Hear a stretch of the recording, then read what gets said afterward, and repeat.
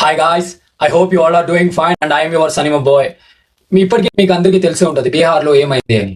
బీహార్లో ఒక రైడర్ తన పాటుగా తన హైవేలో వస్తున్నప్పుడు ఒక ముగ్గురు పోలీస్ ఆఫీసర్స్ అంటే హైవే పైన వాళ్ళ డ్యూటీ వాళ్ళు చేయకుండా మిస్బిహేవ్ చేశారు.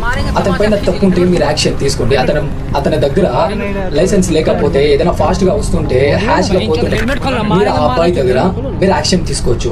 మీరు ఏది తీసుకోకుండా మీరు ఎలాంటి మాటలు ఇలాంటి ఒక పోలీస్ ఆఫీసర్ అన్న మాట్లాడతారా? మీరు ఈ వీడియో చూస్తున్నారు కదా, ఈ వీడియో మీరు చూస్తుండొచ్చు. ఆ అబ్బాయి పాటికి అబ్బాయి వస్తుండే కదా బండి నిలబెట్టి మరి బైక్ దిగు, ఏం కెమెరాలు పెట్టుకొని తిరుగుతున్నావా నువ్వు అని చెప్పి వాడిని కొట్టి ఆ అబ్బాయిని కొట్టి మిస్బిహేవ్ చేస్తున్నారు వాళ్ళు. ఇలాంటి ఒక పోలీస్ ఆఫీసర్కి మనం సెల్యూట్ కొడుతున్నాం. యాక్చువల్లీ ఒక పోలీస్ ఆఫీసర్ అంటే ఆ యూనిఫామ్ చూస్తేనే ఒక రెస్పెక్ట్ రావాలి. ఇలా ఒక పోలీస్ ఆఫీసర్ ని చూసినప్పుడు వీళ్ళంతా ఒక పోలీస్ ఆఫీసర్స్ అని. నేను వీళ్ళని తప్పుగా ఏది మాట్లాడట్లేదు. వీళ్ళ పని ఏముందో అది మాత్రమే వీళ్ళు చూసుకోవాలి అని నేను అంటున్నాను. వీళ్ళు చేసింది ఎంత పెద్ద తప్పు అంటే అంత పెద్ద తప్పు. వీళ్ళకి కొట్టే హక్కు లేదు, తిట్టే హక్కు లేదు, బైక్ కీస్ తీసుకునే హక్కు లేదు, వాళ్ళ మొబైల్ తీసుకునే హక్కు లేదు. పైగా మన మీద ఒక చెయ్యి కూడా పడకూడదు.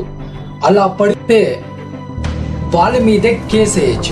National Human Rights Commission NHRC helpline 14433 CBI anti-corruption helpline 01124362307 1064 police vigilance complaint. మీరు కూడా ఈ ప్రాబ్లం ఏదైనా ఫేస్ చేస్తే కనుక మీరు NHRC హెల్ప్ లైన్ కు కాల్ చేసి మీరు కంప్లైంట్ ని ఫైల్ చేయొచ్చు. అన్ని ఒక రూల్స్ కూడా మన దగ్గర ఉంటాయి.